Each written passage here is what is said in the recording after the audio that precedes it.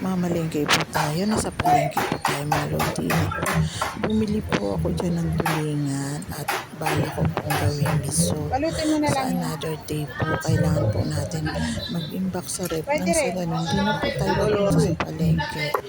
Nakakapagod din po sa aksayado sa pamasahe. Ayan po. At yan, natuwa po ako at sariwa. Pinawalot ko po ang mga hasang kasi meron po kaming alagang pusa. Ayan po si Manong. Hiniwa ko na lang pa tatlo at pinagkakasya lang po. Alam mo namang budget lang po tayo. Napakahirap po sa isang ina ang Ano ba yan? Habol-habol. mag-budget. Siguro, alam niyo po yun, kapwa ina. Salamat po sa inyong panonood kay Daisy na walang sawa sa papanood. Thank you so much. Hanggang dito na lang po.